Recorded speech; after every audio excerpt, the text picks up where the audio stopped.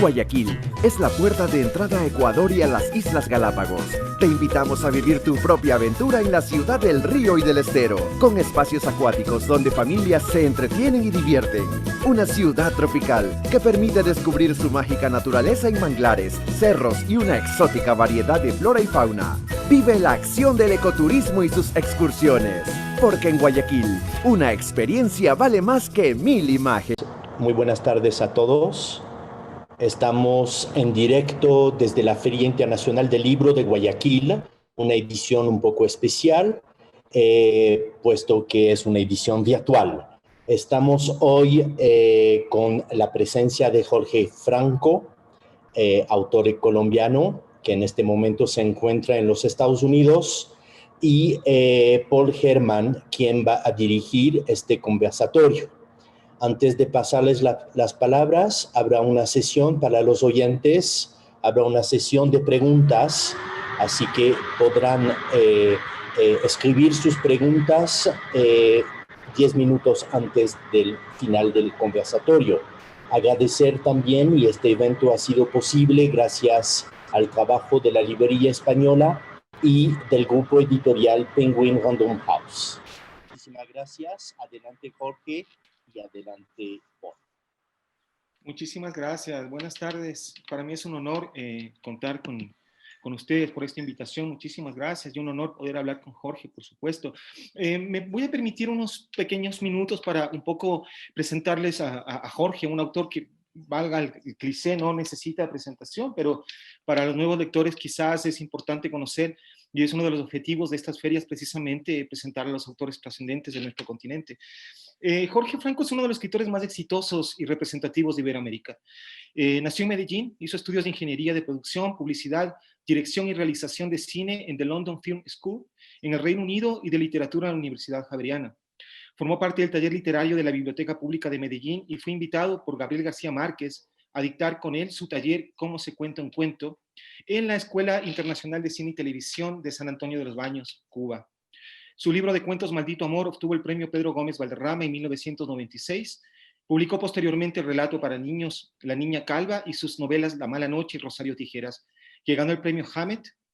Fue adaptada al cine y convertida en una serie de televisión de 60 episodios. Presenta después las novelas Paraíso Travel, que también fue llevada al cine, y Melodrama, que fue adaptada al teatro. A continuación nos entrega sus novelas Tanta Suerte y El Mundo de Afuera, que se alza con el premio Alfaguara en el 2014. Ahora, por invitación de la Librería Española y en el marco de la Feria Internacional del Libro 2020, hablaremos con Jorge sobre El cielo a tiros, novela publicada en 2019 por Alfaguara, que da cuenta de la historia de Larry, un joven estudiante de ingeniería afincado en Londres, que regresa a Medellín tras 12 años de ausencia para enterrar a Libardo, su padre, un mafioso cercano a Pablo Escobar, una vez que sus restos han sido encontrados en un basurero. Su regreso coincide con la celebración de la Alborada, una fiesta popular pródiga en fuegos artificiales, y lo lleva a sumergirse en su pasado, en su infancia, en su adolescencia, desarrollada en Medellín por los días en que el cartel de Pablo Escobar marcaba su vida y la de todos los colombianos. Larry se encuentra con su familia, con Fernanda, su madre, una reina de belleza dominada por el juego y los recuerdos no siempre gratos de un pasado asociado a un esposo infiel, con Julio, un hermano que se ha refugiado en la única hacienda que no les ha sido arrebatada y que sostiene económicamente a la familia, con Pedro, el dictador, su mejor amigo, y una serie de mujeres, la murciélaga, la noruega, Juliet, que tratan de justificar su existencia en fiestas violentas, el alcohol y las drogas. Hablando de vidas particulares, Jorge Franco recrea el universo colombiano de los años 80, pero también y sobre todo la suerte que corrieron los familiares de los capos de la droga una vez que estos murieron o dejaron de influir en la vida de la nación. Al mismo tiempo, la novela relata la fugaz pero intensa relación que Larry establece en el avión que lo lleva de regreso a su país con Charlie, una mujer que se entera de la muerte de su padre minutos antes de abordar la aeronave. Jorge, es para mí un placer inmenso poder conversar contigo esta tarde sin interferencias. Y te digo esto porque pude interrogarte brevemente desde las oficinas de Alfaguara, de Quito, cuando tu novela El Mundo de Afuera obtuvo el premio Alfaguara precisamente, y yo trabajaba en la sección cultural de un diario. Me ha encantado tu novela, eso lo digo de antemano, una historia interesante, emotiva, vertiginosa, circular, que presenta personajes memorables y mantiene la atención de principio a fin. Dicho esto, Jorge, mi primera pregunta es, tu novela va a caballo entre la realidad y la ficción. Realizaste estudios de ingeniería y te educaste además en Inglaterra. como Larry, el protagonista de esta historia. ¿Hay algo de Jorge Franco en Larry? Bueno, Paul, primero saludarte, agradecerte por tu interés en compartir esta charla conmigo, tomarte el tiempo de leer el libro, de investigar también, como lo veo muy bien, algunos datos importantes de mi biografía. Eh, ya para entrar a responderte, pues mira, todas las novelas creo que en general tienen pues, aspectos muy autobiográficos. En general. En mi caso, yo he sido más bien un autor que he evitado vincular hechos personales cercanos de mi vida a la escritura. Sin embargo, pues yo sé que algunas cosas, algunos elementos seguramente se cuelan en pues a la hora de la escritura y que son incluso muy inconscientes, imposibles de evitar. No es una novela muy autobiográfica en el sentido pues, de que Larry es un personaje, creo yo, en muchos aspectos muy diferente a mí. Larry es más bien un producto de una observación, de una investigación que he hecho durante mucho tiempo y en particular sobre unos personajes que pertenecen como a esa mitología del narcotráfico que a mí incluso desde mucho tiempo antes de llegar a ser escritor me despertaban mucho la curiosidad y eran los hijos de los narcos, estos jóvenes que no querían pertenecer a la vida del narcotráfico, pero que pues por razones familiares estaban obligados a cargar con ese peso, con esa historia. Y luego, pues averiguando, investigando, pues trato de plasmar un poco de eso en Larry para mostrar cómo esa carga familiar les afecta sus vidas de una manera muy, muy, muy fuerte. Eh, Puede haber algunos aspectos míos en Larry que sí, digamos, son inevitables. No sé, Larry es una persona más bien pasiva, tranquila, eh, muy dada a la observación. En ese sentido, pues yo creo que sí hay unos aspectos que coinciden conmigo. Decidí ponerlo en Londres, una ciudad en la que yo viví un tiempo y estudié porque realmente me sentía cómodo en el momento. No hablo mucho de la ciudad en el libro, pero mi inquietud era que si en algún momento me tocara hablar de ella, de hablar como extranjero en la ciudad, pues iba a tener cierta autoridad para contarlo. Pero en general es un personaje que sí toma bastante distancia de mi vida personal. Gracias, Jorge, querido. Mira, Paul Auster tiene su trilogía de Nueva York, Pedro Juan Gutiérrez su trilogía Sucia de La Habana. Tú completas con este libro tu trilogía de la mafia, que empieza con Rosario Tijeras, continúa con El mundo de afuera y ahora con El cielo a tiros. Mira, Joaquín Sabina dice en su canción Más de 100 mentiras, gángster de Coppola, ¿no? Ahora tenemos gángster de Franco. El escritor Henri Chartier, francés, dice que cuando alguien escribe una serie de libros que prefiguran un universo constante, que mantienen una temática, se convierte en un autor. Franco es el autor ahora un poco del narcotráfico colombiano, un poco ese es el objetivo también, Jorge. Pues a ver, lo que siempre ha estado presente casi en mi literatura es la ciudad, es el espacio, es Medellín, la Medellín de mi infancia, años 70, la Medellín de mi juventud, años 80. Entonces ahí pues como ciudadano fui testigo de la incursión del narcotráfico, fui testigo de esa transición de una Medellín tranquila a una Medellín violenta. Eh, a finales de los, perdón, a comienzos de los años 90 me mudo de ciudad, me voy a vivir a Bogotá, también un poco por el acoso que se vivía en Medellín con tanta violencia. Y bueno, ya comienzo ya digamos, me defino un poco más como escritor y ya comienzo a tener una mirada de la ciudad desde un punto de vista diferente, la miro como escritor, la miro como ciudadano, la miro como colombiano, también aprovechando esa distancia en el tiempo y en el espacio que me permite de alguna manera digerirla con un poco más de objetividad. Eh, Y esa ha sido la constante, digamos, en mis libros. Cuando hay necesidad digamos, de pasar por momentos en los que el narcotráfico entra en la historia que yo estoy escribiendo, pues lo hago, pero realmente, digamos, de todos mis libros, yo siento que solamente Rosario Tijeras y El cielo a tiros son libros que están entrando de una manera mucho más contundente a tocar el tema narco. En otras novelas lo toca tangencialmente, si estoy contando, digamos, la Medellín de esos años que les mencioné. Em, pero sí, Medellín se ha convertido en el escenario de mis historias. Me siento cómodo contándolas, siento que además es una ciudad que tiene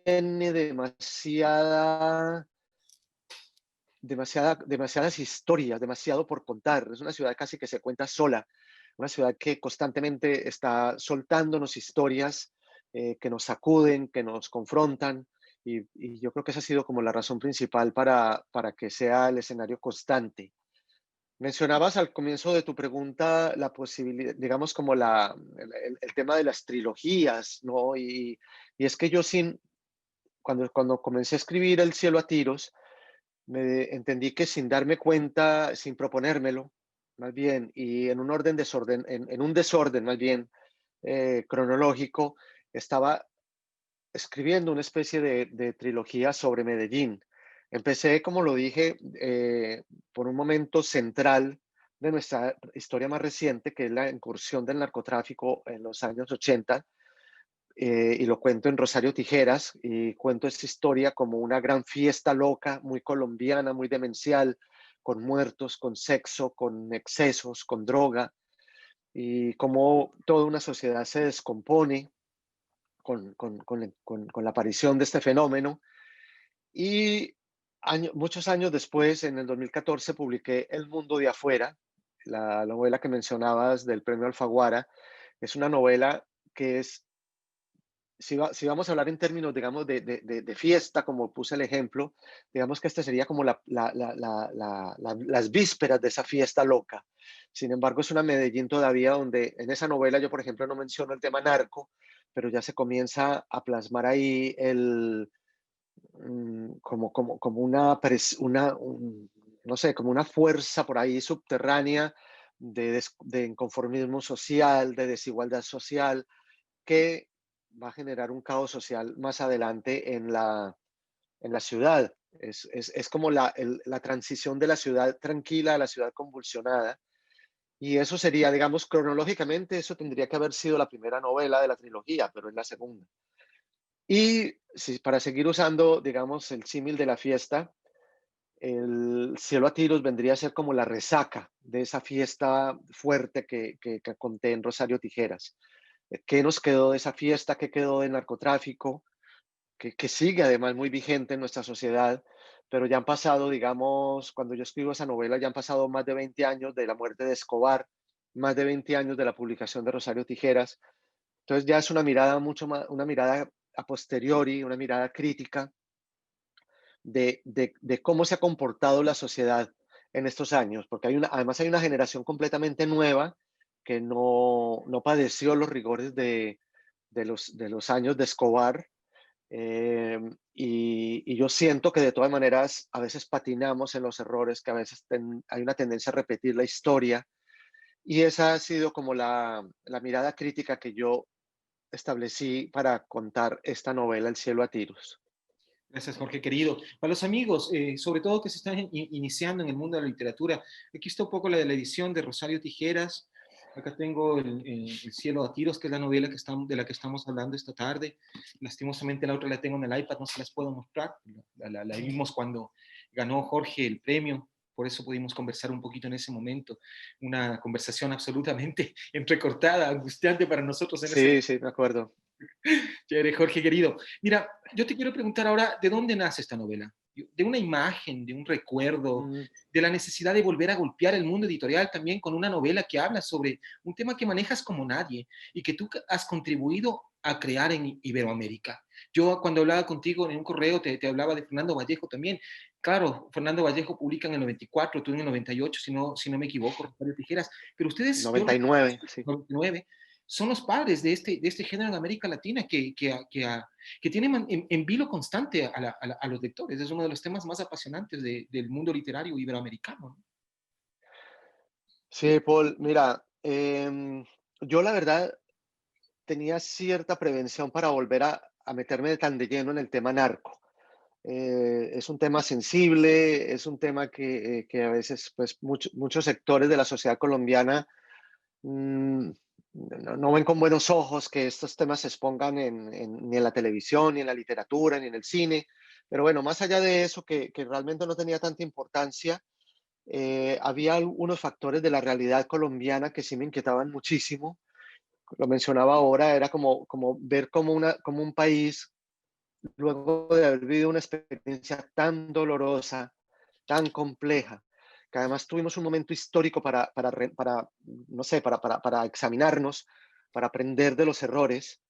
eh, Realmente seguíamos patinando en lo mismo, ¿no? Yo me seguía enterando por las noticias del aumento, por ejemplo, de cultivos ilícitos de droga. eh, Veías, por ejemplo, algo que a mí me hacía pensar que algo no estaba funcionando bien dentro de nuestra sociedad.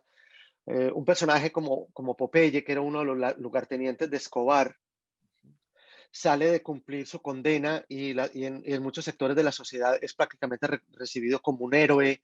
La gente lo busca para tomarse selfies. Eh, Se estaban haciendo una serie de tours en Medellín que hacían recorrido por los lugares más icónicos de la vida de Escobar, pero con un lenguaje equivocado, además, con un lenguaje que engrandecía al personaje. Y yo sentía que algo de nuestra historia se estaba perdiendo, ¿no? Yo sentía que había que de pronto refrescar la memoria y contar realmente cómo era esa realidad difícil en Medellín en esos años y cómo estos personajes, en lugar de ser héroes, realmente fueron unos victimarios sanguinarios y que ese discurso sobre ellos necesitaba realmente de la verdad, de actualizarse y de contar la verdad. Eh, eso fue parte, digamos, de la motivación. Yo no sé si lo logro, no sé si de todas maneras no era. Luego cuando empiezo a escribir, pues y dije, me pasa en todas las obras, cuando comienzo a escribir, llega el compromiso, es un compromiso mucho más literario con el trabajo que estoy haciendo, pero siempre tenía por allá, digamos, como en la trastienda, esa idea, de decir, esta historia no se puede olvidar, esta historia hay que recontarla porque siento que estamos cayendo en una repetición de muchos hechos. El narcotráfico es un fenómeno que sigue vigente en Colombia, está vivo y coleando, y realmente yo siento que casi todos los problemas colombianos siguen vinculados de una manera muy directa con este fenómeno. Jorge, querido, la siguiente pregunta tiene que ver exactamente con lo que me acabas de mencionar. Y quizás es la única pregunta en la que yo te cuestiono. Y no te cuestiono porque no me guste. A mí me gusta tu novela y me gustan este tipo de personajes. De antemano te lo digo. Y te advierto de esto porque quizás te han hecho esta pregunta ya y quizás resulte incómoda, pero yo te voy a decir un poco la versión que tengo. Mira, yo creo que con Fernando Vallejo y tú se inicia en Colombia la literatura, el cine, el arte del narcotraficante, de sicario. Las producciones no paran en 2 décadas y llegan a su punto culminante cuando Netflix produce series como Escobar o Popeye, que tú mencionabas hace un momento, que dan cuenta de personajes que borran la línea que debe separar a la figura del héroe de la del antihéroe. Muchas veces en las series de Netflix terminas poniéndote de parte de Popeye o de Escobar, porque son personajes logrados, románticos, ¿no? Jorge, este libro muestra la vida de un narcotraficante en su intimidad. Lo presenta como esposo, como amante, como padre de 2 hijos a los que protege, a una hija a la que adora, ¿no? De un hijo querido por sus padres, admirado por sus guardaespaldas. Se romantiza la figura del mafioso, como lo hizo Mario Puzo con El Padrino, un libro que yo adoro. Es decir, si no fuese por uno de los cassettes de Betamax que se encuentran al final, no sabríamos que los narcos también usan motosierras para descuartizar a sus enemigos. La pregunta es, insisto, ¿se romantiza la figura del Ibardo un poco, el narco? Sé que te han preguntado esto, como te digo, pero creo que es necesario volver a hacerlo. Sí, mira, aquí había una cuestión que era compleja y precisamente cuando yo te decía hace rato que volver a incursionar en el tema del narcotráfico era algo que me generaba muchas prevenciones, precisamente por eso, por la reacción que había venido despertando toda una serie de películas, de libros, de series de televisión en la gente, donde yo veía que se estaba precisamente borrando, digamos, como esa frontera entre el bien y el mal, y entre el héroe y el antihéroe. Y yo, la verdad, pues, digamos, no es propiamente como una tarea del escritor, siento yo, como definir esas zonas de bien y el mal. Yo creo que más bien lo que uno debe, lo que yo procuro hacer es presentar una imagen, presentar una historia, y que yo procuro que el lector sea quien haga las deducciones. De todas maneras, dentro de la construcción del personaje, de Larry, pues cosas que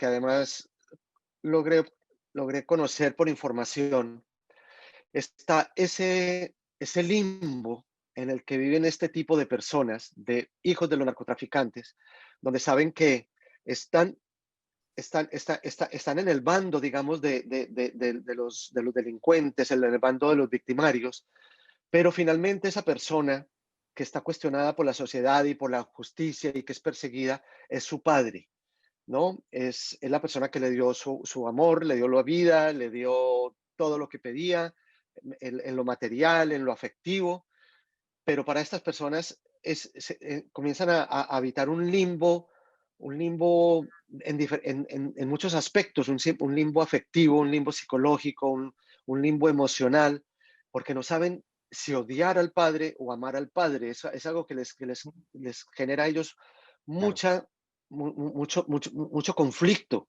conflictos que los sumen además en épocas de depresión, en intentos de suicidio, lo que hace Larry, que es intentar buscar formarse una vida nueva en otro país, con otros nombres, con otra identidad, tratando de desprenderse de ese pasado o incluso de ese presente que los agobia bastante. Entonces, eso fue un poco lo que yo traté de plasmar ahí, y obviamente, pues nos vamos a encontrar con lo que pasaba con Escobar, ¿no es cierto? Que Escobar, pues digamos, sus hijos nunca tuvieron una queja de él como padre.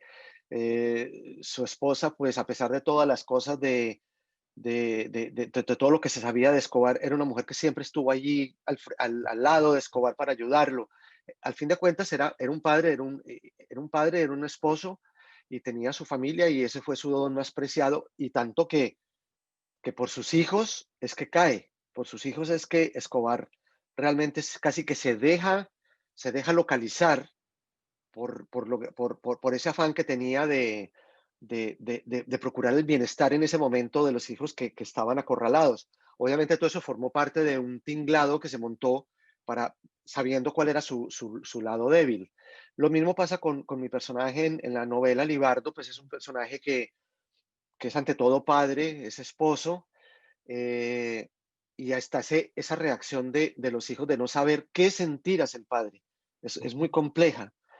Eh, procuro mostrar también esos aspectos, digamos, de la violencia del narcotráfico, por ejemplo, algo que no, la misma vida de Libardo priva a sus hijos de tener un padre, porque su vida pues es cortada violentamente, ¿no es cierto? Y los priva incluso de un futuro económico, los priva porque está el desorden de vida de Libardo, que ni siquiera su dinero pues puede estar asegurado para brindarles un bienestar a sus hijos en un futuro, y de hecho sus vidas cambian dramáticamente a partir de la desaparición de Libardo. Entonces yo creo que leyéndolo entre líneas también, pues se puede mostrar un poco el frenesí, el caos, la complicación de pertenecer, de ser capo del narcotráfico, y los riesgos que se tienen, que además, pues que tiene una persona de estas cuando decide formar una familia, Ujú. ¿no? A veces yo veo que la gente se conmueve pues de decir, no, es que son padres, es que dejó niños chiquitos, pero uno piensa, pues la persona cuando va a incurrir en una actividad ilegal debería de tener eso en cuenta, ¿no? Que también no solamente va a ser él, sino que va a arrastrar a toda su familia en ese drama y en esa pesadilla. Y eso es un poco lo que yo trato también de exponer en la novela. Claro que sí, eso se siente muchísimo y me parece un acierto. Es decir, mira, ¿por qué? Porque se ha hablado mucho de Escobar, de Popeye, de los hermanos de Orejuela, de los Pepes, es decir, de los narcotraficantes de los años 80.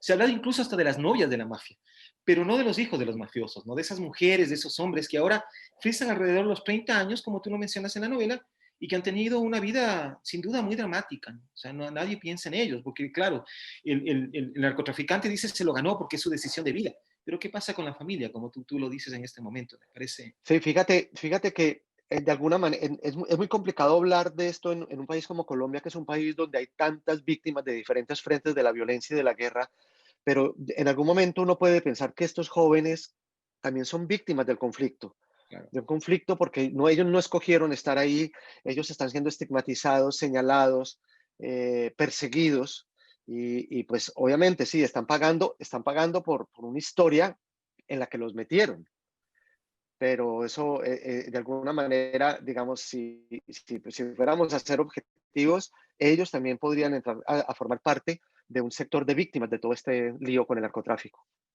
Jorge, yo detecté en esta novela algo que me pareció absolutamente interesante.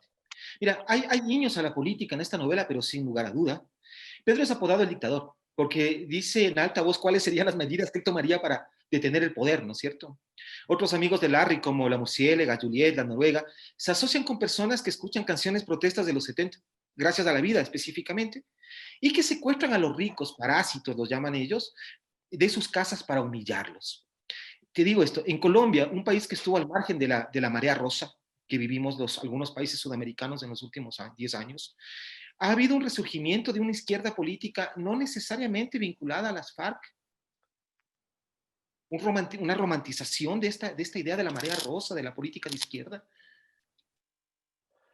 Bueno, ese tema es complicado en Colombia porque digamos que la posición de la izquierda y la mirada que se ha tenido siempre hacia la izquierda en Colombia estuvo vinculada durante décadas al quehacer de las guerrillas, ¿no? Eso era algo inseparable y yo creo que eso, digamos, paradójicamente, los más perjudicados políticamente siempre fueron los grupos de izquierda, ¿no? Porque al establecer este vínculo entre la guerrilla y la izquierda, pues en vista de los resultados que se mostraban diariamente de la actividad de la guerrilla, eso se percibía que eso perjudicaba muchísimo a los grupos de izquierda. Ha tenido ahora, digamos, a raíz, digamos, del proceso de diálogo que se realizó con las FARC, eso ha tenido, digamos, ya unos cambios y yo creo que eso le ha abierto ya un poco más la posibilidad a estos partidos de desligarse de ese quehacer de la guerrilla. Todavía queda un grupo al margen, que es el ELN, que con lo que hace, yo creo que también sigue haciéndole mucho daño a esos movimientos de izquierda, pero, pero yo creo que en este momento sí hay una manera digamos, han logrado desenmarcarse. El hecho de todas maneras de ver ya a un grupo que fue guerrillero participando en la política por procesos que sean bien recibidos o mal recibidos, pero finalmente se están dando, están ahí, pues yo creo que eso de todas maneras a un sistema democrático sólido como es el colombiano, porque yo creo que sí hay que reconocer que a pesar de todo hemos tenido una tradición democrática muy sólida, digamos, no fuimos un país que pasó por décadas de dictaduras militares, tuvimos un periodo muy breve donde realmente ni siquiera se percibía esa fuerza, digamos, del poder militar en esos pocos años, por allá de la mitad del siglo XIX, del siglo XX, perdón. Y, y yo creo que esto sí le abre muchas posibilidades democráticas pues, a la participación política en Colombia. Gracias, Jorge, querido. Mira, Larry regresa, como muchos latinoamericanos que han vivido en el exterior, a cuestionar la identidad cultural del habitante de Medellín. El gusto por el baile, por ejemplo, una práctica que él considera grotesca. Y por los fuegos artificiales, precisamente. La Alborada, una fiesta que surge en un 30 de noviembre para celebrar el triunfo de una banda sobre otra. Y me pareció interesantísimo el dato histórico. El narcotráfico y la cultura de la violencia, Jorge, han terminado por determinar la cultura cotidiana de la nación y por modificar incluso su calendario. Eso me parece un hecho histórico trascendental. Muchísimo. Pues es difícil que muchos sectores reconozcan esto, pero yo creo que es un hecho que es innegable. sobre todo en ciertos sectores, en ciertas ciudades, es muy marcado. Incluso esto lo podemos ver hasta en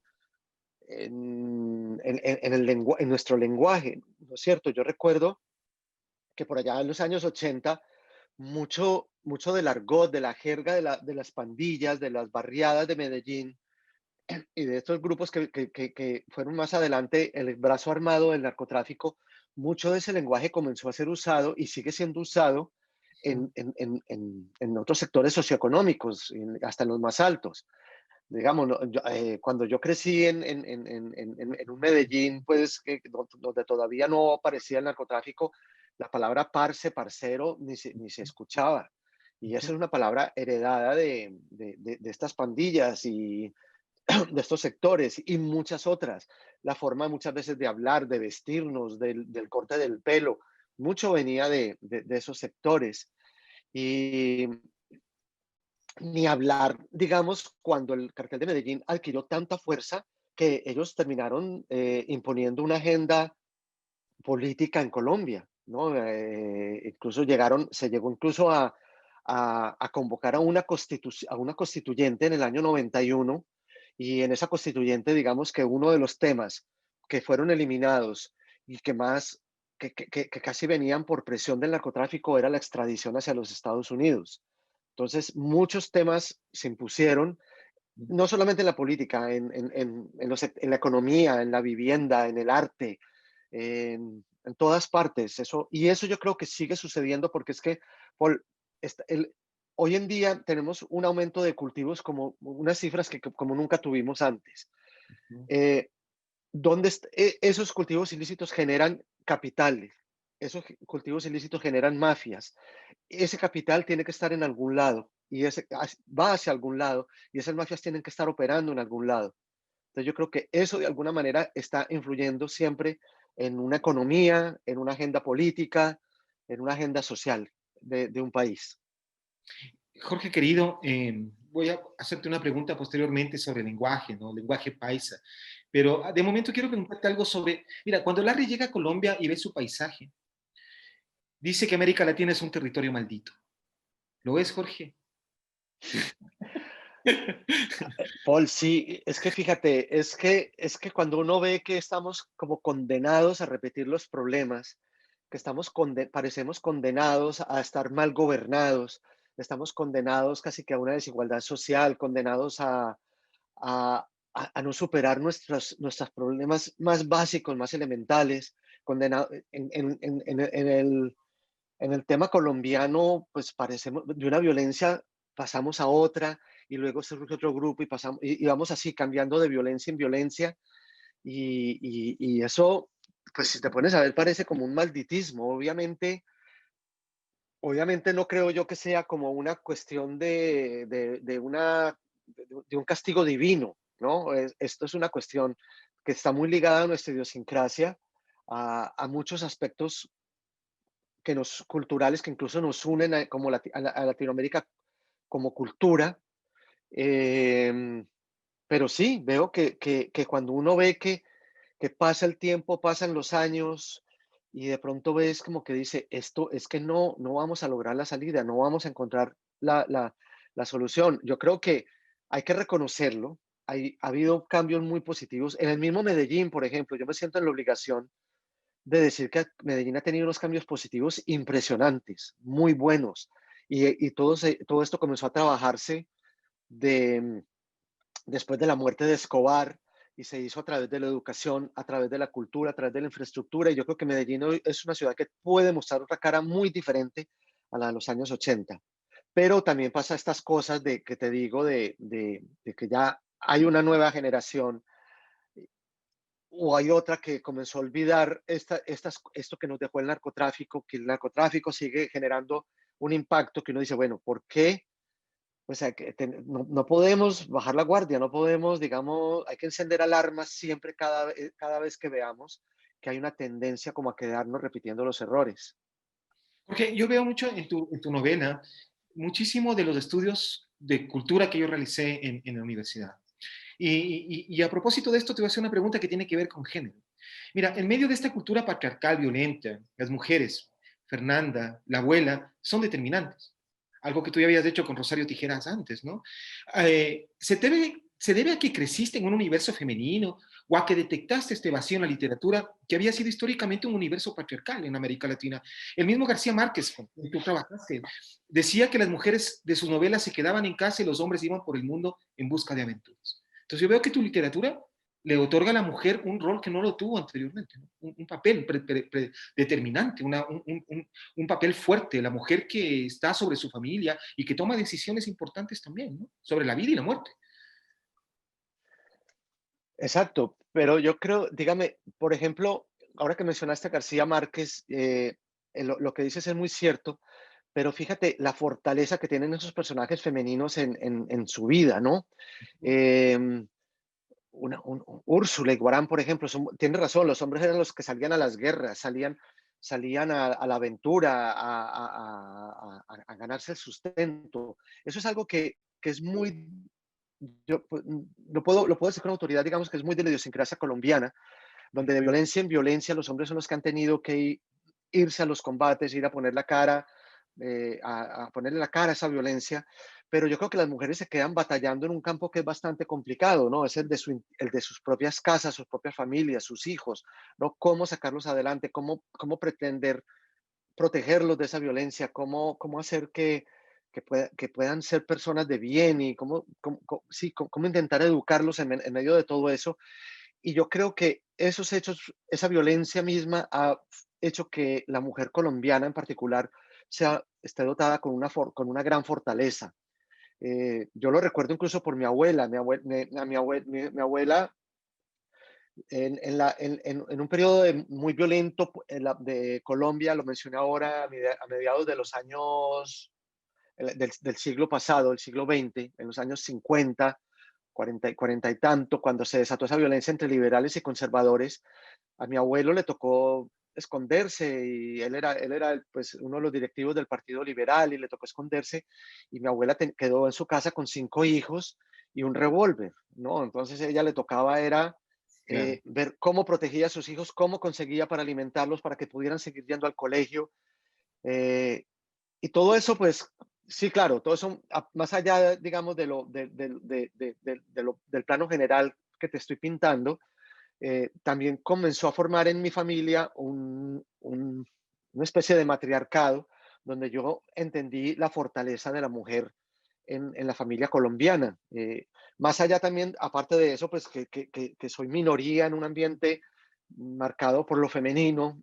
Tengo 3 hermanas, mi mamá, y desde niño, pues la casa era una casa donde predominaban las mujeres, algo que hoy en día, pues me parece a mí que fue un privilegio, digamos, poder haber vivido y crecido en una casa así, porque esa misma mayoría femenina hacía que los sentimientos siempre estuvieran como muy a flor de piel, que ellas pudieran expresar sentimientos sin ninguna coacción. Entonces, yo me familiaricé desde siempre con ese universo y hoy en día no solamente me gusta contarlo, sino que se me facilita contarlo. Se me facilita mucho más construir personajes femeninos que personajes masculinos. Encuentro mucho más encanto en la construcción de esos personajes femeninos en mis novelas y yo creo que eso muchas veces se detecta, lo detecta el lector porque, por ejemplo, una Fernanda en El cielo a tiros, pues fue un personaje que yo me gocé muchísimo en la escritura. Jorge, querido, tengo un montón de preguntas. Voy a ir un poco por las que me interesan un montón. ¿En quién está basado Libardo?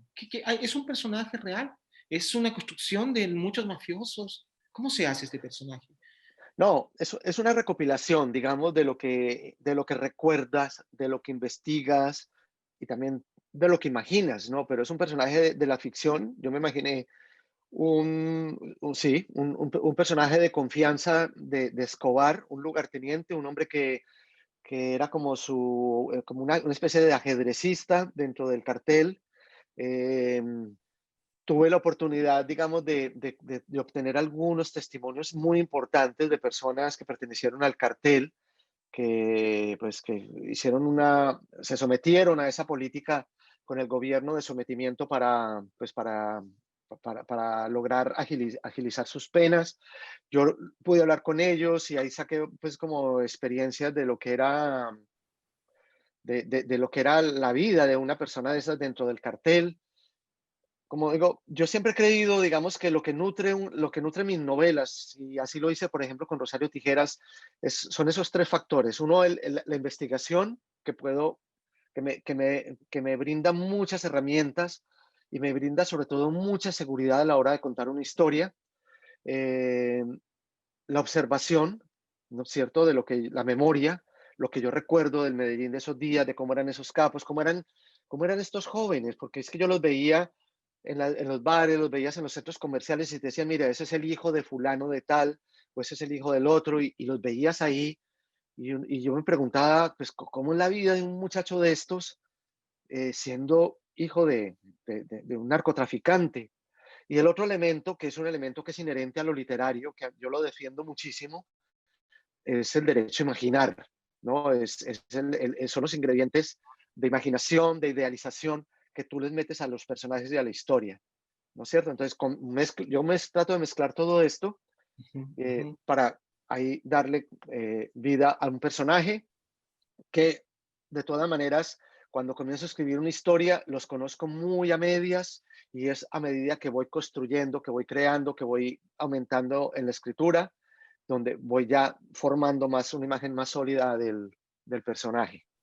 Jorge, estamos sobre el tiempo y tengo muchísimas cosas que preguntarte, pero mira, y te digo esto porque es un poco lo que más me preocupa políticamente hablando también.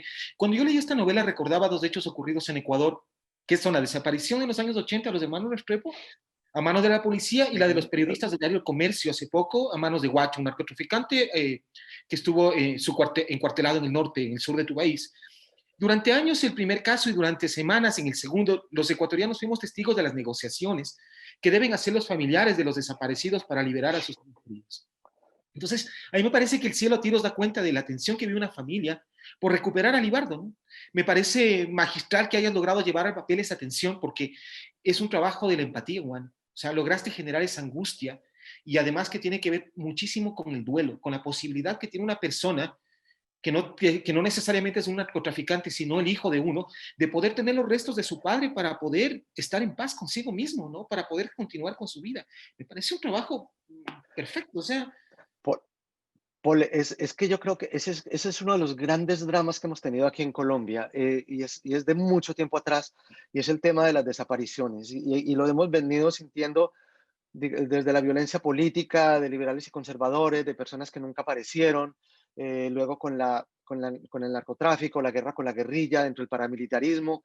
Y yo creo que esa es la gran tragedia, pues empezando el secuestro, que es un tema que nos ha dado tanto dolor y tanta vergüenza. Yo creo que nosotros en Colombia tenemos récord mundial de secuestros y de duración de secuestros. Es que uno no es difícil que a uno le quepa en la cabeza que alguien puede estar secuestrado 10 años, 12 años, pues privado de su libertad. Es que con toda la zozobra, con todo el miedo, con toda la incertidumbre que eso genera, que le genera no solamente a la persona secuestrada, sino a sus familias. Los que tuvieron la suerte de volver y de ser liberados y volver con sus familias. El gran drama, el gran dolor de los que nunca supieron más de su gente, de sus seres queridos, y ni siquiera tienen un cuerpo para enterrar, un cuerpo para llorar. claro. Ese yo creo que es el gran drama de la violencia colombiana. Eh, y, y venga de donde venga, siento yo que eso genera un dolor muy injusto para la familia, para todas las familias. Y eso es un poco lo que yo trato de plasmar, pero incluso yo siento que yo me quedo corto porque creo yo que eso puede ser lo peor que le pueda pasar a cualquier persona en la vida, ¿no? Es la desaparición forzada de alguien, de un ser querido, y no volver a saber de esa persona, morirse, a veces hasta vivir y morir con ese vacío, con esa incertidumbre de saber si la persona está viva o está muerta. Claro. Jorge, siento que tu novela también tiene mucho que ver con la soledad. Voy a volver a García Márquez, perdón, pero trabajaste con él y creo que Cien años de soledad sigue siendo una de las novelas fundamentales de la literatura latinoamericana, pero yo siento que el tema de la soledad también está en tu novela, o sea, en Fernanda, por ejemplo. Hay mucho de eso, ¿lo pensaste, sí? Mucho, mucho porque yo de todas maneras siento que este dinero del narcotráfico es un dinero que en algún momento genera mucho poder. Y yo también creo que el poder, y eso, para eso García Márquez fue, digamos, el gran genio en contárnoslo, la soledad que genera el poder. Si nos ponemos a mirar en el otoño del patriarca o el general en su laberinto, eh, son situaciones derivadas, esa soledad es una situación derivada de un poder, pero también yo siento que la cuesta abajo de esta familia, el decaimiento, la crisis de esta familia, pues genera, al perder el dinero, al perder el poder, también generan unas situaciones de soledad muy grandes. Y yo siento que sí, que Fernanda es una mujer inmensamente sola, trata de llenar esa soledad con el juego, con la droga, con el alcohol, un poco con el sexo también, pero yo creo que es llenando ese vacío que le dejó esa crisis, esa caída de pasar de ser una mujer inmensamente rica a pasar a ser una mujer, pues no pobre, pero sí, digamos, de una clase media baja, ¿no? Y al mismo tiempo sentir el abandono de los amigos de Libardo, ¿no es cierto? Sentir que de pronto sí tenía eso, esa compañía cuando tenía el dinero, pero que ahora no, al no tenerlo lo ha perdido. Sin embargo, yo creo que fue sola desde siempre porque el, el mismo Larry creo que lo detecta, ¿no? Cuando en esas grandes fiestas que hacía Libardo, él ve en su madre a una mujer sola. Yo creo que fue una mujer que de todas maneras equivocadamente entró pues muy consciente, pero consciente del error, entra a un mundo de riqueza, de poder, que de todas maneras la margina un poco en cuanto a oportunidades para ella misma como persona. Jorge, querido, muchísimas gracias. A nuestros amigos de Librería Española, pienso que Sí, quieren advertir sobre el tiempo. Hay Jorge, algunas preguntas. Si por me favor. permites, Paul, Claro, por bueno, supuesto. muchas preguntas se acercan a ya respuestas hechas en este diálogo que tienen que ver principalmente con el mundo del narco y de la violencia en Colombia. Te las hago así rápidamente, puesto que nos queda a la final muy poco tiempo. ¿Tienes pensado en una nueva novela que esté ambientada fuera del mundo del narco? ¿Por qué se identifica a Colombia con el narcotráfico? La pandemia sería un tema para una novela de Jorge Franco. Entonces, más o menos 2, 3 preguntas que sobresalen de esta impresión pues, del mundo del narco en tus novelas. Mira, yo por el momento no tengo ningún plan, digamos, de volver al tema narco. Seguramente, pues lo trataré en algún futuro, no sé, todo depende también mucho de la realidad, pero yo creo que mientras lo narco sea un tema vigente en Colombia en la realidad, pues seguramente se seguirá contando en la ficción. No recuerdo la otra, la pandemia, pues seguramente estoy plenamente convencido de que van a salir mil historias de pandemia, de películas, series de televisión. De todas maneras, el mundo ha vivido una tragedia. Esto ha sido una pesadilla para todo el planeta. Yo creo que hay millones de historias personales que son dignas de verdad, serían dignas de verdad de contar en un libro o en ficción también. No recuerdo la otra pregunta, ¿cuál era? Era que ¿por qué a Colombia se le Ah, identifica con el narco? no, pues lamentablemente tenemos ese estigma y es una condena. El narcotráfico es algo que se ha afianzado con mucha fuerza en nuestro país durante décadas. Hemos tenido gobiernos que han sido también muy permisivos con esto. La sociedad en general yo creo que ha sido muy permisiva. En eso yo creo que hay que ser autocrítica, ¿no es cierto? Porque no hay que echarle solamente la culpa a los políticos. Yo creo que como sociedad hemos abierto mucho espacio para lo narco, nos hemos beneficiado de eso y ha crecido. Eso fue un monstruo que creció y sacó mil tentáculos y sigue haciendo sus estragos. Perfecto. Antes de concluir y las palabras de despedidas, agradecerles, por supuesto, su presencia, Jorge, muchísimas gracias por tu tiempo. Paul, muchísimas gracias por la intervención y por las preguntas. Agradecer, por supuesto, el trabajo de la Librería Española y del grupo editorial Penguin Random House. Recordarles que todos los libros de Jorge, desde Rosario Tijeras hacia su novedad El cielo a tiros, publicado por Alfaguara, se encuentran en todas las librerías del país de Librería Española. Jorge, últimas palabras. Paul también. Jorge, por favor. Pues no, yo inmensamente agradecido con Paul por esta maravillosa charla, muy bien preparada, y siempre pues será un placer charlar contigo. Librería Española, la Feria Internacional del Libro, también muchas gracias por darme este espacio. Le decía a Paul hace unos días en un correo electrónico que lamentablemente no tuve la oportunidad de ir en persona a Guayaquil, como me hubiera encantado para presentar el libro, pero esta oportunidad que me dan, pues yo espero que sea la antesala para volver más adelante.